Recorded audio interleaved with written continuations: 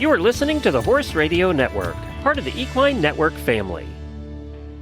This is episode 692 of the Dressage Radio Show, official podcast of the United States Dressage Federation on the Horse Radio Network, brought to you by Kentucky Performance Products. On today's show, we will be joined by a couple of long-term friends and contributors to the show. First, Patty Mayer will discuss focus training versus clinicking. After that, Lauren Sprieser will join us to give us tips on beating the fall-winter doldrums. To finish the show, Jane Hannigan will come on with a trainer tip.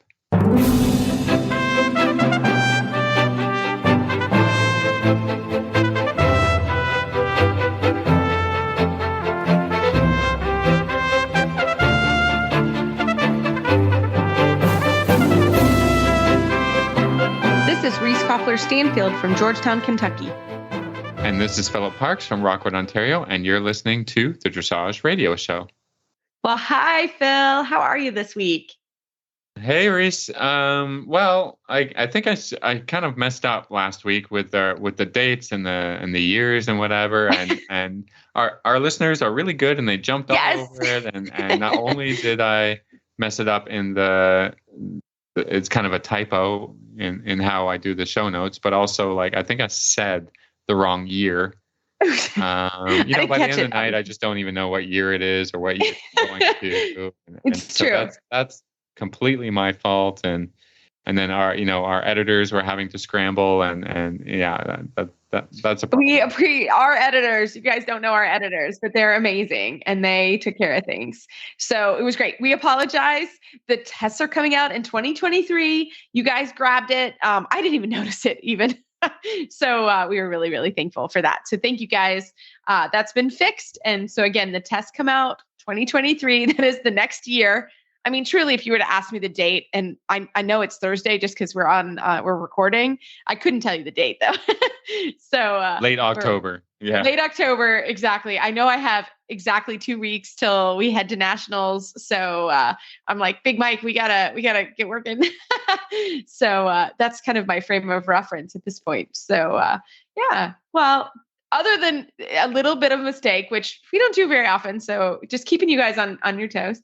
How is this week? How are the horses? Everything, yeah. I mean, it's going pretty good. Yeah, not much crazy going on.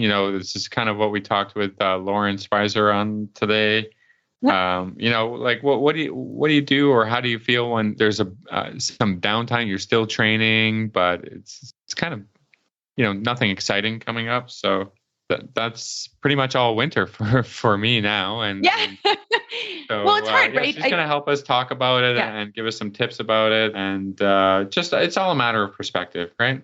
Right. Exactly. Yeah. Because, we're lucky because we can have a little break around the holidays because the horses are going to head to Florida and they're going to work hard for 3 months. But, I love it. I love the balance. I got a little party tomorrow, Phil. I'm super excited because I don't know if I talked about it on the show, but I have bought myself a travel trailer. I'm entering the world of RVing. So if any listener has tips for me, I'm excited. I'm going to be living in my RV this winter in Florida. We will see if we'll check back again in April if we're going to sell this baby. But I had an opportunity where I'm going to be staying. There's an RV hookup and it's a different farm than I've been in Florida, and rent is incredibly expensive. So I thought I would buy an RV and see how we do. So I'm excited about it. We'll see. We'll let you know at the end of this how the RVing is going. But tomorrow we're going to do an RV party, which I'm really looking forward to. Okay. All right. And you're just gonna christen it somehow. Yeah, we're gonna have a girls' night. I'm gonna test all the buttons. I'm gonna find out where the lights are. I'm gonna open the awning. It has lights, Philip. They change colors. I'm gonna turn the fireplace on. Yeah. It'll be fun. Situation. Yeah, we're gonna have a party. Crank the stereo way up. Yes, I have no idea how to do that. I gotta find out. We're gonna figure it out. There are a few RVers in the group, so I'm hoping they can help. Yeah, we're gonna have a really good time. Here at the barn, at the stable. It's hooked up and so it should be fun. So I think you and we do try to do some fun things in life, and so we're gonna have a little party and a little she shed party with my My husband is out of town, so we're doing a she shed girls' night. So Okay. it should be. This is girls What could only, possibly right? go wrong? Yeah, what could Yeah. possibly go wrong? So that'll be fun. But yeah, we also have a clinic this weekend. It's a big weekend for me. My coach is coming in. This is his monthly check-in. I have actually been doing some virtuals with Scott Hassler, who's been my coach for a long time, which was good. After regionals, we felt like Mike could do a little better. So Scott and I got together. We had a plan. And that will also go a little bit on our conversation today. We felt like there were definitely some things we needed to adjust after the regionals. So we've been working hard on that. And so I'm excited to kind of see my progress. We'll probably run through the test. Again, my horse now is fairly trained to the I1. So he knows what's going on. So that'll be good. And we have to play with the freestyle and need to ride that. Just starting to get a little bit more serious because nationals are in 2 weeks. So onward we go. So which will be fun. All right. Well, otherwise, we have a great show for you this week. We do. Patty Mayer is going to come up after this commercial break. And then later on, Lauren Spreitzel will come on. This Nutrition Minute is brought to you by Kentucky Performance Products, the company that simplifies your search for research-proven nutritional supplements at kppusa.com.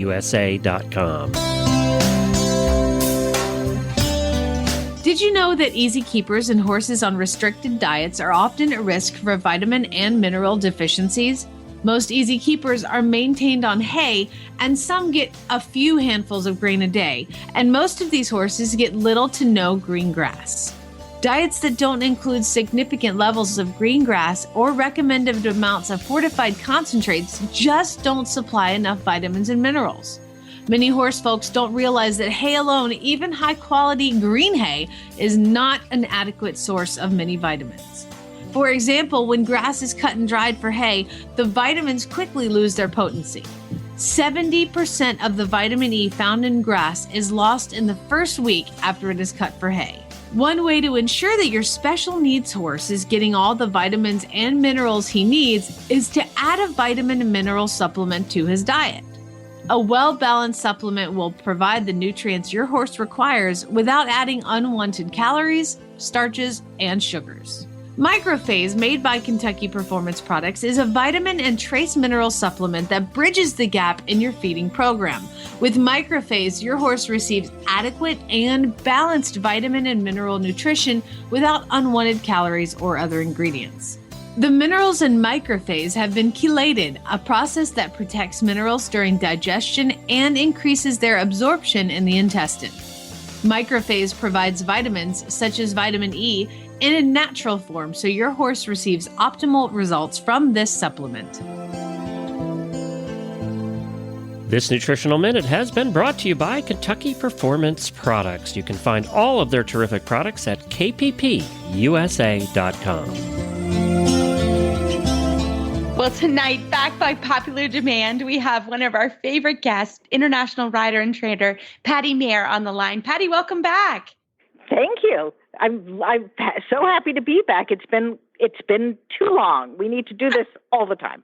I know. Well, we were talking about it because you and I talk all the time. Because from Kentucky to California, we're workout buddies. So That's we try true. to. We're trying to keep each other on track from across the country.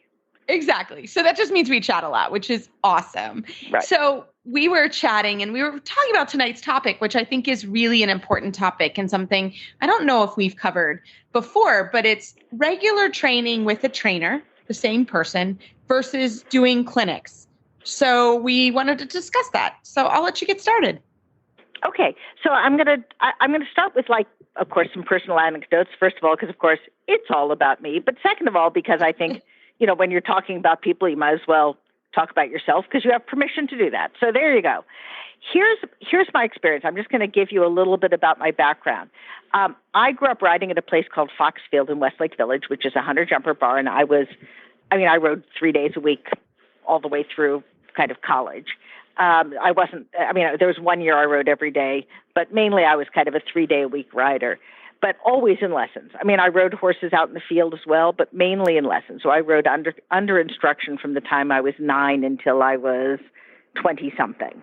And so that's really, I felt super strongly that was the way I learned really well. I kept on track. I didn't, I didn't fall off the edge in terms of how I was riding, and it was and I think still is, an extremely good program. Mainly hunter jumpers, but a little dressage as well. In fact, back in ancient history, Hilda used to come out and teach dressage lessons out there. And this was, a long time ago, like the 60s and 70s, like a long time ago, early 80s. So, and then when I started owning horses, I would typically keep them kind of in a friend's backyard or a friend's little kind of facility, and then go over and ride with whomever once a week. So whether it was Hilda or whether it was someone else for once a week, or maybe twice a week. But again, ride on my own quite a bit. But I'm going to tell you the times that I have improved most were when I was not doing that, but was in super intense programs with a trainer. So when my old International Horse Exact and I were trying to get from, St. George to Grand Prix, we were with Hilda for, I'm sure, a couple of years. And, taking lessons 5 days a week and really focusing on her methodology to get from A to B, or PSG to GP, as you'd like it, and it didn't take long. And we got there from this kind of work where I gave myself over to a trainer. The other time that I have improved most is when we were at Conrad's together. Yes. One of the other times when we were at Conrad's together for whatever it was, 3-4 months. And we were just, sitting and watching and learning and taking lessons. And it was, again, under instruction, under supervision. And in my case, it was to get from a good Grand Prix where I went and did CDIs kind of around the world, but not like a great Grand Prix, to try to get it to be a great Grand Prix. I'm not sure if we ever got there, but I would say we improved a lot. Similarly, when I was at Kira Kirkland's for a year and a half, just in her program, I really learned in a super intense way. Those are my experiences in full training. My experiences with clinicians is, I would say, more extensive. And we, as Reese knows, we have kind of a clinic series here. So we try to have clinicians in fairly regularly, at least like 6 a year. And there are some people who, bless them, come back and back every, couple of months. So Stefan Peters, thank God for Stefan, shows up every couple of months or every 6 weeks when he's in the United States, because it's a fairly easy drive for him, and helps 6 of us kind of not fall off the deep end.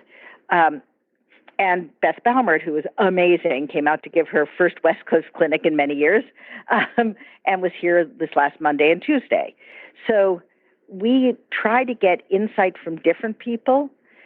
I try to organize that for the clinics I organize. I try to organize it for people who work within the kind of classical system, the classical European German system. So I typically don't invite people who are very, very successful, but kind of in ways that aren't kind of within this kind of British horse society, German system that I kind of am, at least, Hilda's system that's kind of, I'm fairly familiar with, and at least I understand the concepts and I understand the techniques. And so to some extent, it's a matter of people playing around the edges or giving you a little insight within a system you already know, rather than changing systems. That seems to work for us. But for me, the times I've been learning the most is when I've been in a consistent program, and I'm a good rider, but when I've been in a consistent program and then occasionally had a clinician within that system. So by way of example, when I was with Hilda and Conrad would come by every quarter and give us a clinic, or I was lucky enough to ride with Harry Bolt as well. So you would get these kind of little insights into something a little bit slightly different from what your trainer said every day, a slightly different voice or a slightly different emphasis, but again, within this kind of same concept. What do you guys think? Yeah, well, I wasn't lucky enough to get into, kind of a program until I until, like you, I moved to Europe, and then, then I was really into an intense program, and in and out of that kind of things. But for me and my own personality, I enjoy the time out of the program to just kind of figure things out for myself and kind of, work on it. Like I love getting given a problem, and then, to be allowed to work it out on my own. It takes longer, but in the end, the understanding is that much deeper, because I'm like, I'm free to veer off over here and try this for a bit and try and work it out, and then have that stable voice come back in, every 6 weeks or whatever, and say, that looks a lot better. Here's what I want to tweak this time, or something like that. That helps with my own understanding of how to work through problems and to fix issue, like flying changes, for instance, is a very tricky problem with a couple of horses. And then I'm like, okay, well, this person said to do this, but what is the core concept that kind of working towards, right? What tempo, or, always it's straightness, in flying changes, but I like to feel through the issue a little bit. It can be very frustrating at times and whatever, but I always feel like when I get through the other side of a problem, it's like, oh yeah, I'm really through that problem, and not like just sort of fake dancing around the issue, a lot of the time. So, can I just interrupt to play off of that point for 1 second? Yeah, of course. So here's the other. I totally agree with you, and for many reasons. To me, I've had these kind of spurts of learning while being in intense programs, and then for me, it's always helped to then go away and think about it for a bit, whether it's a week, whether it's 6 weeks, and just play around on your own and internalize that. There was a point when I was riding, again, I'm using Hilda's example because she was, I rode with her for years, but I rode with Hilda so often with her. I taught my horse to Grand Prix by Hilda shouting the aids fast enough at me so I could do it, right? She essentially trained my horse without ever getting on it. And then there was this point where I literally couldn't ride in my own brain anymore, because she was so good at telling me what to do that I had lost the ability to tell myself what to do. Yeah. And I had to leave for a while and remind myself in silence or in my own brain how to fix stuff, because she was so good at fixing it. And I'm sure that was true when we rode with Conrad as well. Yeah. And by the way, and it was definitely true with Kira, because Kira she had a very different emphasis. And it took me some time after I left her to think about what she had taught me and to be able to actually, I hope, do it. Duplicate it, understand it, internalize it. So I totally see what you're feeling. Yeah. That's a good word for it, is internalize, and be a thinking rider and not just a doing rider, or a kind of a mental puppet of the coach that you're working with at the time. And so, a clinician is fine, but they don't help you to get that understanding unless you're working with them on a regular basis. Maybe, every day is fantastic until you can get to until you get to a certain point, and, you can start thinking on your own, you start internalizing all of the things. But if you're not getting, regular help, how can your coach help you to, move up the ladder of aids and movements, and just, if they don't know your horse consistently, right, and have a bunch of time with them, And I would say too, one of the things that when I have been lucky enough in my life to be in a sort of intense training period, and I would put that Florida there, right? It's kind of the reason why we pack up and go to Florida at the end of the day, is that you can get training from your coaches on a regular basis. I'm very lucky. I've trained with Scott now. Scott and Conrad are very similar. Conrad Schumacher, very similar styles. And, Scott supports us in the summer and comes up once a month, basically in person. And then if we need a touch up or something going on, like getting ready for the finals, I've had a few virtuals, right? So that works well for me, kind of staying in the program. But I think when you're doing that, for me, I always do a training journal for two reasons. Ooh. Number one is, yes, to remember what we have been working on. Because sometimes, all of us, the three on this call, because I know us all very well, we're pretty analytical. And I mean, we will go to the minute turn on the corner, right? And sometimes you or the bend or whatever we're hyper analyzing, you forget sometimes the big picture. And I always find that interesting from like when we get our first videos when we go to Florida and the videos when we leave, and just that 3 months of intense training, like it's remarkable, really. But I think that's really important when you are in training with someone, because the other thing, and we'll switch to the clinician here in a minute, but for me, you can really focus on a certain thing. Like Patty, you said, moving from Pre-St. George to Grand Prix, Mike is in a stage where we'll move from I-1 to Inter 2 Grand Prix, right? We're very much in that sort of specific stage. So going and being in Florida when I'm around my coaches, it's like an ideal time versus sometimes you're just like, yeah, we're getting stronger. I think the three of us can do that on our own at home. But when you're sort of shifting levels or really training some hard things, that's when it's amazing to be with your coaches. And I think all three of us have been with similar coaches for a really long time. Yeah. And so I believe in that system, and I believe in that. And I am the same with people that I work with, right? I like to have them for a certain period of time. So, but let's bring in the clinician.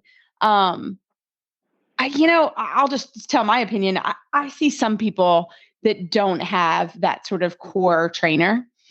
Uh-huh. And I see them because it happens here locally quite a bit. There are people that just go to every clinician every weekend. It's someone different. And I mean, I'm not sure they're getting better because there's no, unless you really have the capacity of understanding what that trainer is doing every time. Uh-huh. It's hard to get on a roll, basically. You may go and get some different opinions, but to actually get on a sort of kind of a training role per se, I think that's hard. Patty, what do you think? I agree. And I think it's also tough for the clinicians if they don't see you frequently. So just to kind of putter around one person to another person, I agree. I mean, sometimes it's the only way you can get lessons, right? I mean, sometimes it's like that or nothing, at which point I got to do that. But I just think, every type of horseback riding, as I'm sure every other artistic and athletic endeavor, is a matter of teamwork. Just like you have the same farrier pretty much all the time, you have the same vet, you have the same coach, or at least coaches, so that everyone is part of this journey, and has bought into it emotionally and bought into it intellectually, but also, I do give clinics, as you guys do too. And, the first 20 minutes you're watching someone, yes, you can see what the problems they have, what problems they have today, but you don't know what problems they had, last week, or where it was better or where it was worse. And so you're always a little bit playing catch up. Basically, when you're a clinician, you can come in and you can pick one thing and really make a dent in it. Like you can make something look really amazing. But sometimes I walk out of the arena after 2 days and I'm thinking, man, I really need to see that person in 2 days, right? They're gonna hit a problem with what, I try to give them, and we come from the Conrad Schumacher group, which he is so amazing at, like, here's an exercise, go do this exercise. So he's phenomenally good at that. But I'm thinking, they're going to need support in a couple days. So I think a couple of them have asked for virtuals, and, we have that ability now. So I even say to them, like, hey, if you run into some trouble and need somebody, right, touch base with me. right? We can do a virtual and we can go over this and do the next step, because I'm giving you step 1, but there's 10 steps. So I now also kind of try to do the same clinics once a month, because I found that to be really, really helpful for everybody. I think once a month, or depending on who it is, once a month, once a week, once every 2 weeks is such a good time, depending on the age of the horse and what's going on. I mean, obviously, if there's a problem, there's a behavioral problem or there's a block someplace, then I really think more often is important. But, I coach a bunch of professional riders who are really good riders. I mean, often better than I am, I'm just saying. And it just helps everyone, for someone, whether it's me or somebody else, to go in, every once in a while and say, hey, your left hand is floated up to your right nostril. Yeah. And, or, in the passage, he's double ticking with his left hind foot, and let's figure out a way let's kind of work through some exercise to figure out a way to fix that. Let's, you've stopped riding corners. I mean, to go through and play at the edges of things, or to go through and deal with something fundamental, like you've had trouble getting this horse through for a long time. Let's find a way of working with that. Let's find 10 exercises that you can practice, or 5 exercises. But you don't need to be there with a rider who's, very good or even pretty darn good. You don't need to be there every day. You need to give some insight and then walk away and they can practice it. Say, I actually have a client who is, not a fancy dancy rider. I mean, she's a first level rider. She's ridden all of her life, but dressage is new to her. And she's actually technically in full training, but she'll call me up and say, I don't want you to teach me today. I want to practice what you taught me yesterday. And so I'll ride a horse in the arena while she rides, and I'll glance over. And if there's something disastrous or something that's really off track from what we worked on the day before, I'll say, blah. And otherwise, it really helps her to have some time to think it through and to internalize it.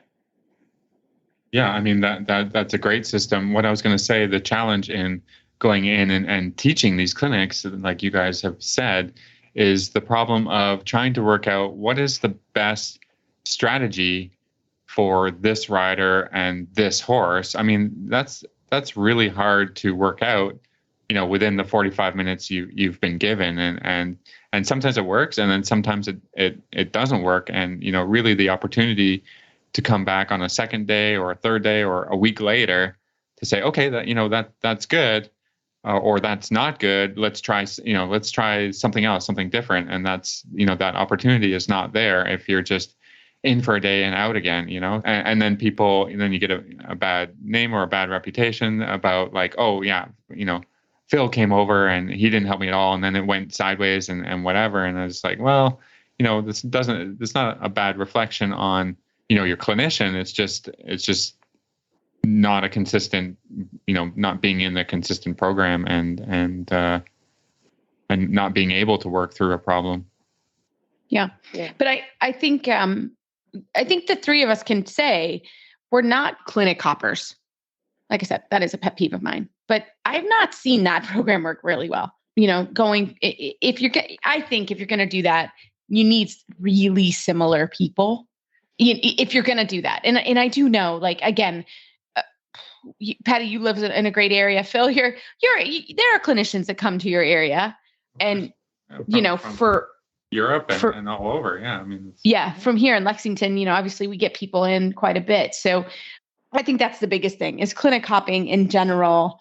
I don't think it works. I don't think you get a flow. I don't think the clinician, like you said, there's sometimes like if you're having a specific problem, and I've done that. I have that one horse that he is difficult to get changes on. And I will say I have learned the most from this horse because I have done changes on him with a lot of different people. And I'm very thankful for that because I've gotten a lot of different input. I will say that's helped me probably more as a trainer and a rider than it did necessarily the horse because he needs to digest some information. But all of their pieces have helped me. I've got one of the 2 changes. I'm 50% there. But that's the only time that I have actually gotten, but they were also people I know and respect and have ridden with before in my past. So they weren't completely, I was in Wellington, they weren't completely random people, right? They were people specifically that I was like, you're good at this. Let me have you come and help me with it. So that's one of, I mean, getting a lot of different input was kind of interesting with that horse because he's so difficult. Came down to basically the same problem, which is balance in the canter. But all of them had a different way of working and solving that problem. So that was interesting. So I could come up with, that was a good time when I had multiple people, their input. But I think in general, like getting a role with people that you don't train with all the time or don't know you very well, I think that's tough. So, I have had the pleasure too, though, is riders, I have young professional now that they have their own barn. And I'm a grand trainer. I go in and I work at that farm. And I think I love that. I think it's so much fun because really they're trained in my system, right? They know, they're home trainers have trained with me for many years. Right. And so it is fun so that I think there's some value in that. They're like, oh, so-and-so said that, but I get it when you said it, So I think sometimes that can be helpful, but I think it all has to be basically the same team to have it be successful. Yeah.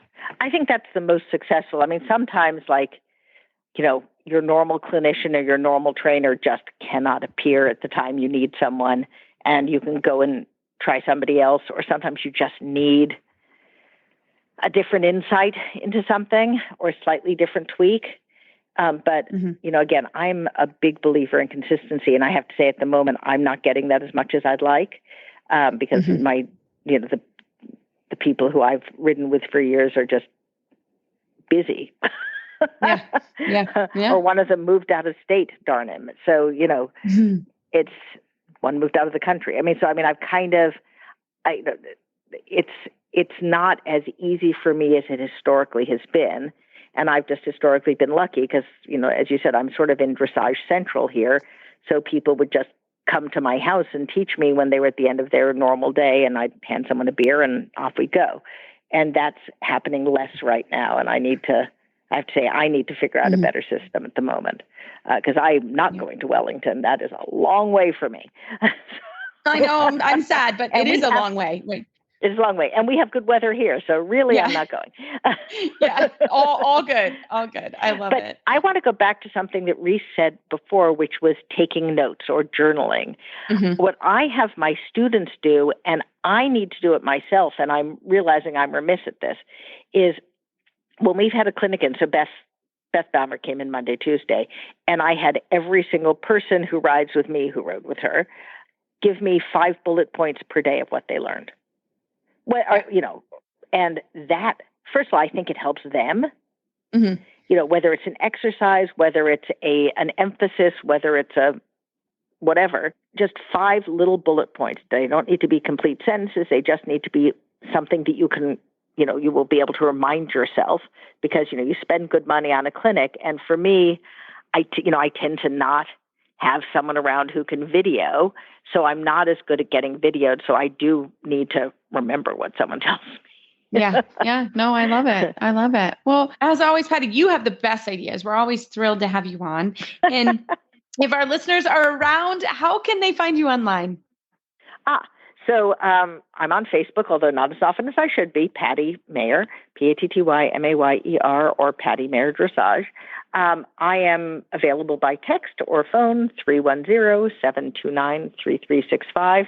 And I'm old-fashioned enough to have email, which is bailiwickhouse@gmail.com, B for boy, AILIWICKHOUSE@gmail.com. There you go. That's me. Fantastic, Patty. Thank you so much. Thank you. Fun talking as always. Bye now. Hi, I'm April. And I am Laura, and we are the hosts of the Rein in Your Herd podcast, where we help with building an online presence for your equine business. So this can include online marketing, social media, blogs, YouTube, online memberships, courses, Facebook ads, and websites. We give you the tips you need to dive in on these subjects and also interview other equine business owners who are doing it well. We have a lot of fun doing it, so we hope to see you over on Rein in Your Herd. Well, tonight we have one of our favorite guests, Lauren Sprieser, international rider and trainer, on the show. Hi, Lauren. Welcome back. Thanks, guys. Well, as always, you have the best blogs. We watch them and then we always try to grab you. I'm like, Lauren, definitely need you on. But you just had a blog go live today, and I'll let you tell us about it. Sure. We're in this funny time of year, right? Like everybody's regional championships are behind us. I have a horse qualified for the USDF finals, but the days are getting shorter and the dark is getting longer. The temps are going down. And I feel a little blah, and I don't think that I'm alone. In my own professional career, there are a couple of sort of blah things going on. The weather is a little hard to get excited about. And so I wrote about being comfortable being nowhere, because I think that there are just periods of time where you're nowhere. And so I thought maybe I would share with you guys some of what I didn't talk about in the blog was how I keep myself from really feeling stagnant when I have a little bit of these autumnal doldrums, because I know that we all go through that, both professional and amateur riders alike. Yeah, I mean, for sure. Yeah, let's hear all about you, and then maybe we'll jump in on how we deal with it. So for me, one of the big things that I do, as Reese mentioned, is I'm a writer. I write a lot, and so I'll go back when I'm feeling a little stuck. I'll go back and I'll read things that I wrote from a year ago, from 2 years ago, from 5 years ago. I'll read about where I was with Elvis, my big time Grand Prix horse. When he was still a baby small-tour horse who couldn't find his ass with both hands in a map.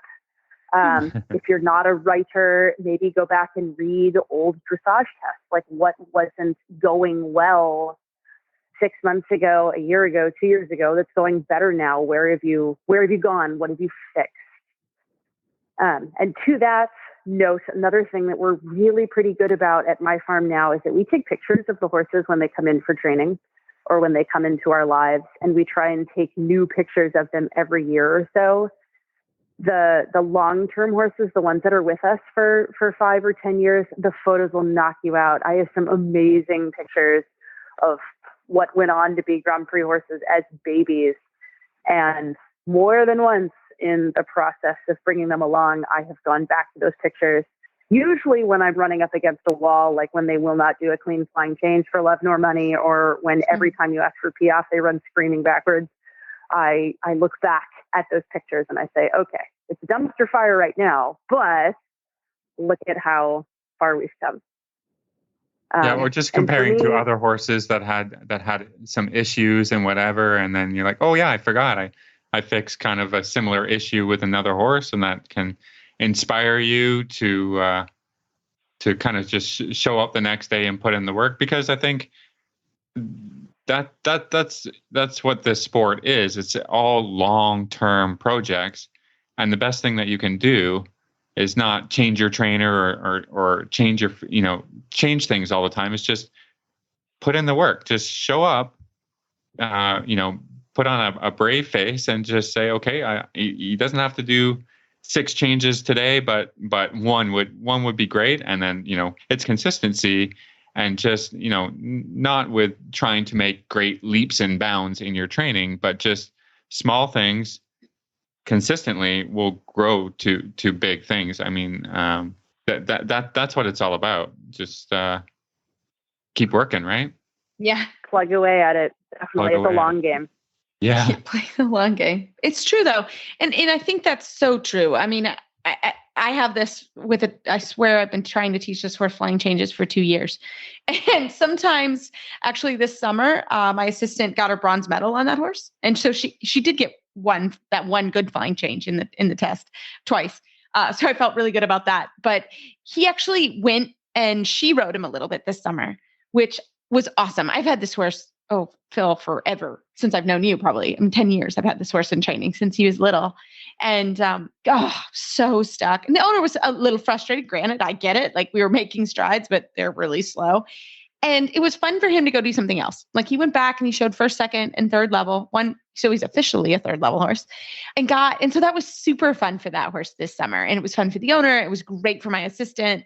And it was good for me too, just to kind of step back because, I got on him again after being off for a while. And I was like, whoa, he doesn't bend right, going left. Like I had a better perspective on that horse. So I think that's so true. And I do think it's okay. I mean, I'll be honest, like myself, I've been pushing really hard with Bingo and Mike too, also doing the CDIs, which require, more fitness and more travel and more money and all of those things. And this summer I stepped back from that. And, I have actually done some other things, right? I've gone to some fall festivals and I've hung out with my nieces and my nephew and, I've done some other things, riding, of course, and I've had to ramp it back up because of finals. So that was a shift too, because I was like, all right, we're like a month out. I better get serious here. But that's okay too. I think the horses always, a little break is okay. You know what I mean? I think we get so in our heads, like they have to work. And, we've had great weather. It's been nice outside. We've been hacking the horses. And they're all a bit fresh now, which is quite nice, and then we'll have the holidays. So things sort of naturally slow down a little bit. And then we head south like Lauren, so I do think it is fine to take a little break and just deep breath, look at your notes, hack your horse a little bit, have fun with your horse again. If it's stuck in something, I think that's super important. Yeah, Reese, you brought up my 3rd thing on my list of 3, which is to have a life outside of this. Yes. And I think this is true for amateurs and professionals, though there's certainly those of us who do this for a living. It's so easy to make it all consuming. And it's just not like the training of a horse from green to Grand Prix is not like the Hallmark movie channel version where it's all neatly wrapped up in an hour and a half. Yeah.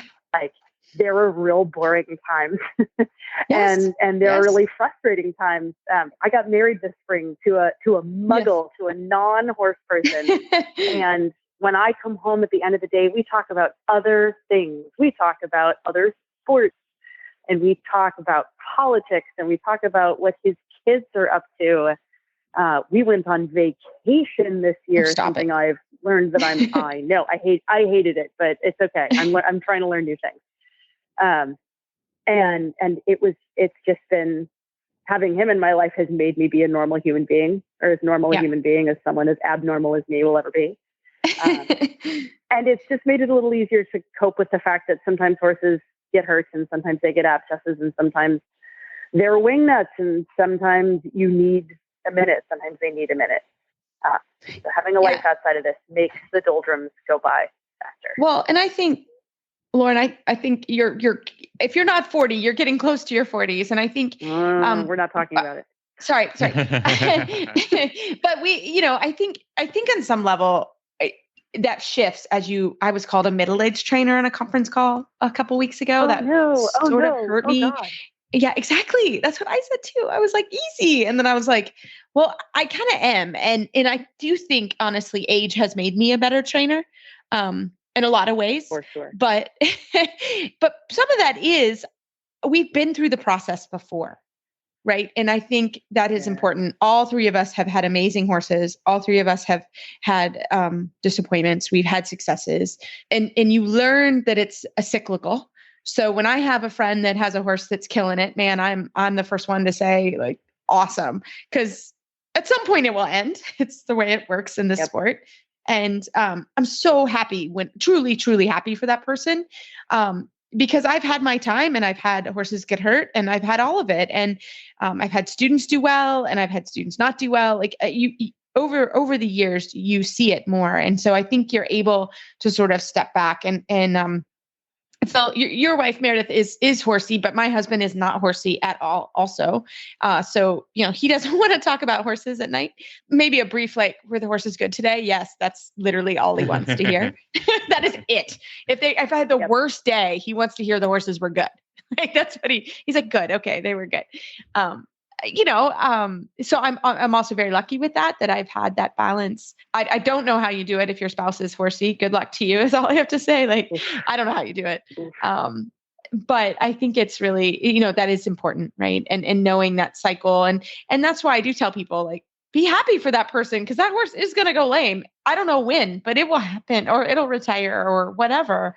And all of us have had those ups and downs. And so I do think having a little bit of time to just take a deep breath and sometimes just look at where, like you said, your pictures. I love that idea. And I need to be better about that when horses come in, because it's so true. You look at those pictures and you're like, that horse is a totally different creature.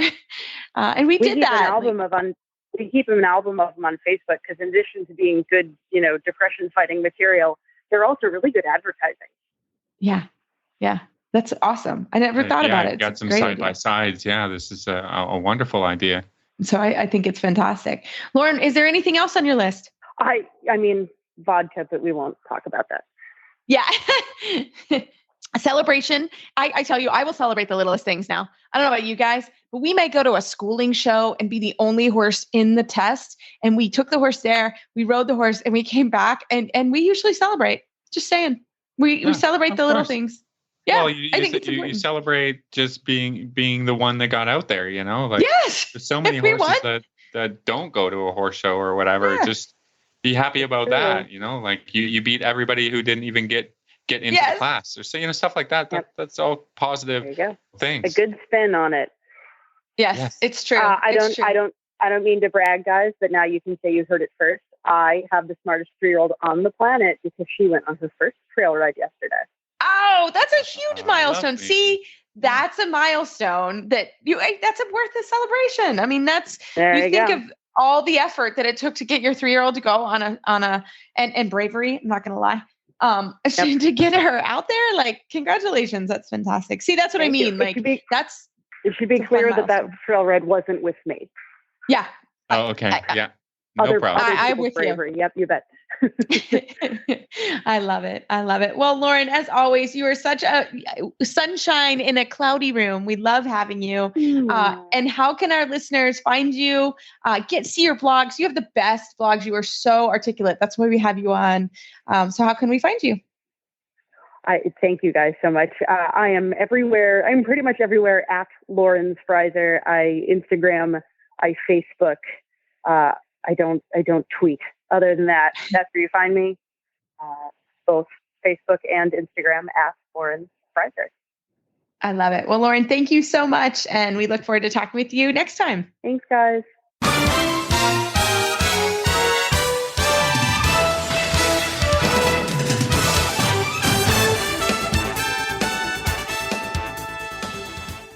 For this week's Trainer Tip of the Week, we're so excited to have FEI rider and trainer Jane Hannigan on the line. Jane, how are you? I'm great, Reese. Oh my God, I miss seeing you on the sunset walks with your dog and white fences in the winter. I know. We were kind of neighbors, but it will come again. It's coming soon. It will. I know. We miss being down there. Coming. So then we get our second summer. Yeah. I know. It's so great. So Jane, what trainer tip do you have for us this week? So I think the thing that I wanted to talk about is for normal people with normal horses is that they always think that the first time that they try something, that it's going to work. And I think that with normal people with normal horses, what they have to understand is that you have to actually experience a certain amount of failure. And I know that sounds silly, but a certain amount of failure to learn how to do it correctly. Unless you have a fabulous schoolmaster, and most people can't afford that. So most people are riding normal horses and they're taking them from training level to first level to second level to third level. And I think when people hit certain milestones, they don't know that basically you've trained the horse to canter trot and now you're trying to train it to canter walk, but it knows how to canter trot. And so there might be a certain amount of failure in the first attempts. It doesn't always work perfectly. Because I think that when I was a kid, the riding instructors that I had sometimes made me feel like if it didn't work perfectly, that it was because of me. And it's true, sometimes off-balance riders and terrible riders cause problems. But I needed to be allowed to fail to learn. And I think that's just something that people with normal horses don't understand, that when you teach flying changes, horses stop turning. It just happens. And, you know, we're talking green horses with green changes. They start to think that the turn 8 is the preparation for flying change, and they don't understand. And then the people don't understand why their horses won't turn anymore.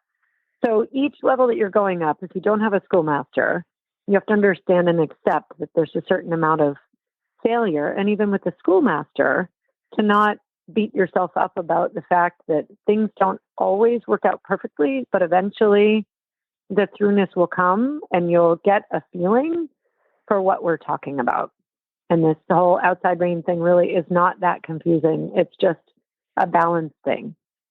So if you have a good trainer that has some good basics, and basics just mean, can you stop? Can you go? Can you turn? Can you make the trot big and small? Can you make the canter big and small? You know, you're going to get there eventually. And the straightness of the horse is what makes it whether they can get to the next level. And if you have a horse that's really, really, really, really, really crooked with really, really, really different canters, you have to accept the fact that you may have to do 10,000 more transitions than your friend whose horse isn't quite as crooked to like a flying change. And I know that just sounds like me saying, oh no, sweetie, you'll get there, but it's true. You just have to accept the failure a little, you know what I mean? A little bit. But isn't that true? So, I mean, I think that's so true though with training horses, right? I think, you know, it looks so easy. You watch it online or you you know, whatever. And you're like, oh my gosh. And they'll watch your trainer sit on the horse and then, oh, they just do it. But, you know, there's a lot of failure and effort behind the scenes, like in the years of riding, you know, horses after horse after horse. I mean, until you get the feeling, you just have to do it. And that's it. Like put in the hours, time in the saddle, you know, all of these things, you're developing your feeling. That's, you know, that's worth it, right? That's worthwhile. And then, you know. So that was one of the first things that I know I just talked about the clinic, but Carl talked about the clinic, is that basically the only way to get better is to ride. And like you said, you need time in the saddle. But that I think that a lot of people think that if you're a perfect trainer, that the horses are just going to do it because you're perfect. But like there's horses that don't get their first change until they're 8 because they're just not balanced enough. But then they can be a Grand Prix horse. It doesn't mean they're not going to be a Grand Prix horse, but maybe they're 12 when they get their first flying change. It's not an age-related thing. And, you know, like you said, you have to allow yourself to ride and learn how to ride. And to make mistakes and then to evaluate, you know, sit back and evaluate your mistakes. Exactly. And then, you know, show up the next day with the same enthusiasm that you showed up the day before. You know, that's the struggle, is that, you know, after a week of, you know, trying something and not getting it, I think you just have to come back after, you know, like I ride Monday to Friday, so whatever, but I have to come back, you know, the next week to say, well, all of that work was time well invested, right? To know what, it's better to know what doesn't work than what does work sometimes, because, you know, you can get falling into a certain trap or, you know, whatever. And of course, get as much help as you can afford. Yes. And have eyes on the ground. And if you don't, get mirrors. And if you don't, get a Pivio and video yourself so that you have some feedback. Because like you said, you know, you won't know that you're sitting really far. It's shocking to me when I teach riding that people don't know they're hanging off one side of the saddle, really dropped in one shoulder, and their head is tipping. I taught this one lady, she couldn't keep her head straight and a shoulder in and look where she was going. And it was like, you need to look where you're going. But she needed to learn to look where she was going. And it just surprised me that she didn't look where she was going. So and it's not obvious when you're up there and in the movement because you're so like focused on, I got to get this shoulder in, or whatever. I've been there, you know, I've done that, and she rides by somebody herself. was like, hey, don't do that or whatever. Then whatever, you know, you don't. No, she was mortified when she finally looked up in the mirror and saw that she could look up, but she was mortified that she couldn't look straight.